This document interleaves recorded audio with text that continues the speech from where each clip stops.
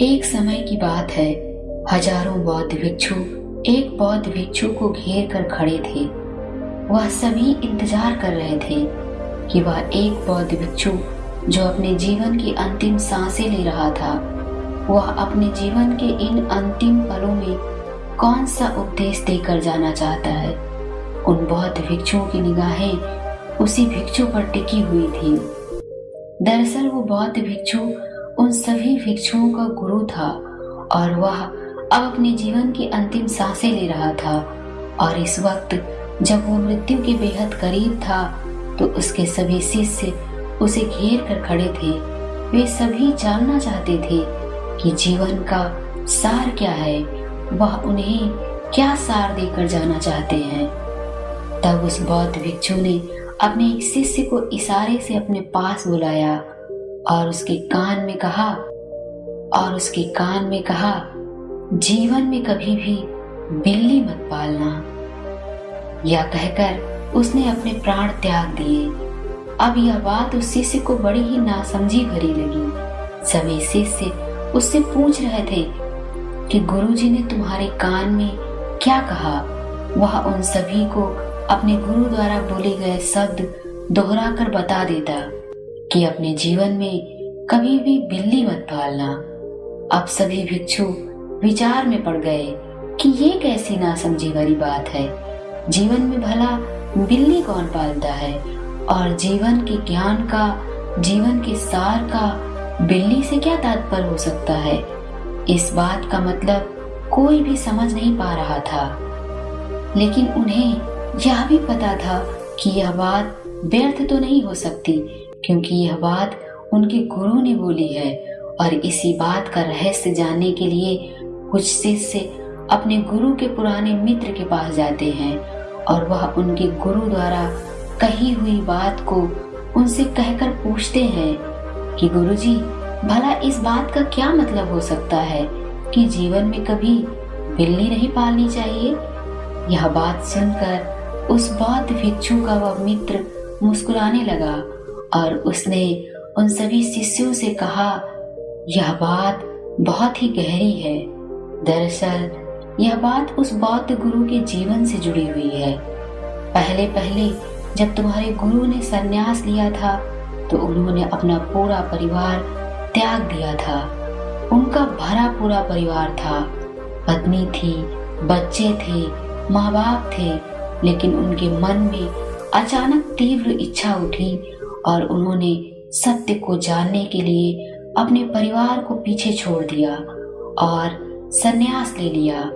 इसके बाद वह अपने घर को छोड़कर किसी दूसरे नगर में पहुंच गया और वहां एक स्थान पर रहते हुए भिक्षा मांगकर भोजन करने लगा। अब उसके पास सिर्फ भिक्षा मांगकर भोजन करने के लिए एक कटोरा और पहनने के लिए 2 जोड़ी वस्त्र थे। कुछ ही दिन बीते थे कि उसके कपड़ों को एक चूहे ने कुतरना शुरू कर दिया। इसी बात को सोचकर वह बौद्ध भिक्षु बहुत परेशान हो गया। उसने सोचा कि कुछ तो करना होगा, नहीं तो यह चूहे मेरे दोनों कपड़े पूरी तरह से कुतर डालेंगे। यही सोचकर उसने कुछ लोगों से इसका हल जानने की कोशिश की। तो गांव के लोगों ने बताया कि चूहों को भगाना है तो आप एक बिल्ली पाल लीजिए।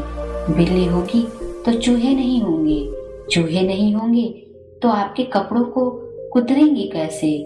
आप एक बिल्ली ही पाल लो। और यही सोचकर उस बौद्ध भिक्षु ने अपने आश्रम में एक बिल्ली पाल ली। अब बिल्ली ने चूहों को तो खत्म कर दिया, लेकिन उस बिल्ली को पालने के लिए दूध चाहिए था। अब वह बौद्ध भिक्षु जब भी भिक्षा मांगने जाता तो भिक्षा के साथ साथ उसे दूध भी मांगना पड़ता।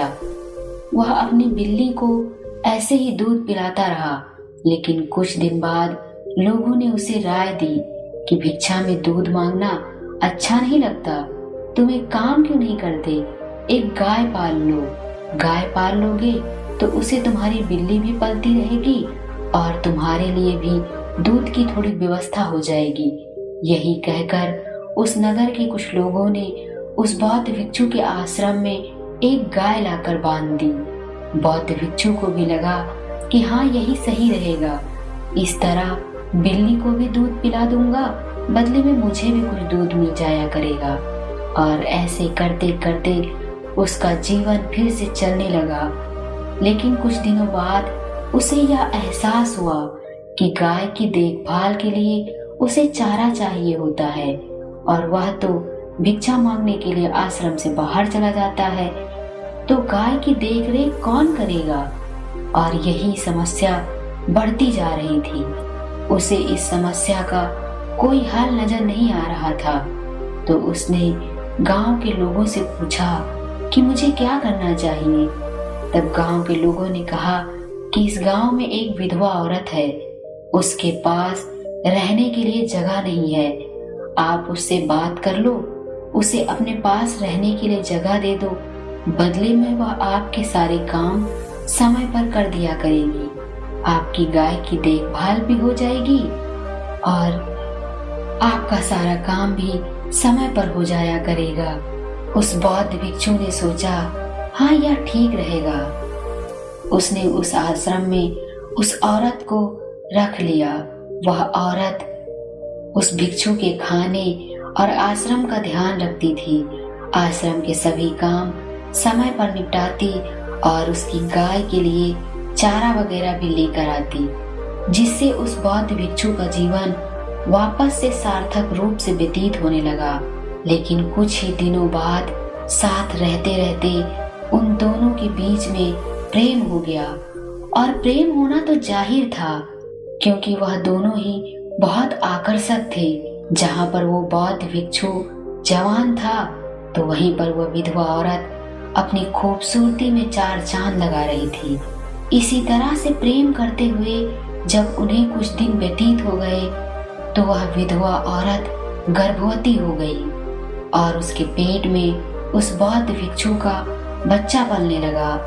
अब उस बौद्ध भिक्षु के पास उस विधवा स्त्री से शादी करने के अलावा और कोई रास्ता नहीं था। उसने लाख उपाय खोजे, पर उसे एक उपाय न सूझता था। न तो वह उस स्त्री का गर्भपात करा सकता था, क्योंकि वह हिंसा होती, और न ही उस दशा में उस स्त्री को अकेला छोड़ सकता था, क्योंकि इस सब का जिम्मेदार वही था।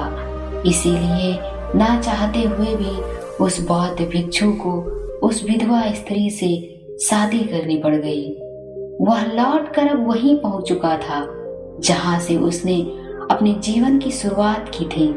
इसका मतलब यह है कि उसने अपने परिवार को त्याग कर ही तो इस सत्य की खोज शुरू की थी, और वह सत्य को खोजते खोजते एक ऐसे पड़ाव पर पहुंच गया कि अब वह घूमकर फिर से उसी बिंदु पर पहुंच गया था जहां से वह निकला था। एक जगह से निकलकर घूमते घूमते वह फिर उसी जगह पर आकर खड़ा हो गया था। उसने दूसरी शादी कर ली थी, दूसरा परिवार बसा लिया था, और अब उसे एहसास हुआ कि वह सारे फसाद की जड़ वह बिल्ली ही थी। वह अपने जीवन में अगर बिल्ली नहीं पालता तो शायद वह सत्य को प्राप्त कर पाता। और इसी अफसोस के साथ तुम्हारे गुरुजी ने अपने प्राण त्यागे हैं। उस बौद्ध भिक्षु ने अपनी बात जारी करते हुए उन सभी को बताया कि हम सब के जीवन में किसी न किसी रूप में यही कहानी चलती रहती है। हम एक वस्तु से निजात पाने के लिए हजारों ऐसी चीज से अपने आप को जोड़ देते हैं, रिश्ता बना लेते हैं कि वही चीजें हमारे लिए सरदर्द बन जाती हैं। जब किसी शादीशुदा इंसान को कोई लड़की पसंद आ जाए तो समझ लो कि उसके मन को वासना रूपी चूहे ने कुतर दिया।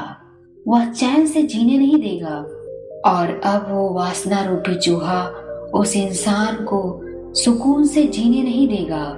और फिर वो पुरुष आगे बढ़कर उस लड़की से रिश्ता बना लेगा, और अब वो रिश्ते को बनाए रखने के लिए उसे हजारों झूठ बोलने पड़ेंगे, कभी अपने परिवार से, कभी अपने पत्नी से, और कभी अपने बच्चों से। आखिरकार कुछ वक्त के बाद उसे यह महसूस होगा कि उसने यह गलती अपने जीवन में अपने अतीत में कितनी बार की है और यह दुनिया के हर पुरुष की कहानी है। बाद में उस पुरुष को लगता है कि वह कैसे इस माया जाल में फंस गया जहां से निकलने का उसे कोई रास्ता नहीं नजर आ रहा। इस भ्रम जाल में, इस माया जाल में ही तो हमारा शरीर, हमारा मन मस्तिष्क अटका हुआ है और निरंतर वह एक गोले में ही घुलता जा रहा है। हम वही गलतियां अपने जीवन में बार बार करते हैं और परेशान होते रहते हैं और उस गलती को दोहराने के बाद हमें यह एहसास होता है कि हमने यह गलती कई बार पहले भी तो की है। वो गलती करने से पहले हमें इस बात का ख्याल नहीं आता। ये कहानी इस संसार में हर इस पुरुष की है। इस दुनिया का हर एक पुरुष इस समस्या से ग्रसित है और अगर गौर से देखा जाए तो इस सारी समस्या की फसाद हमारी वासना और हमारा मस्तिष्क है। इस समस्या का हल जानने के लिए हमें यह जानना होगा कि हमारे मन में वासना पनपती कैसे है। अगर हम यह जान पाते कि हमारा मन वासनाओं के अधीन किस प्रकार होता है तो हम यह भी समझ पाएंगे कि इन वासनाओं से अपने आप को बचाना कैसे है। दरअसल कोई भी भौतिक सुख जो आपके दुख को भुलाने में थोड़ी सी भी मदद कर देती है, कुछ देर के लिए ही आपको सुख की अनुभूति करा देती है, वही आपकी वासना है। किसी दुख से आप बहुत ज्यादा दुखी हैं और उसी वक्त आपको किसी ने शराब पिला दी हो, किसी प्रकार का नशा करा दिया हो, तो आपको लगता है कि यार यह करने के बाद तो मैं अपने दुख को पूरी तरह भूल गया था, मुझे तो बहुत आनंद आया।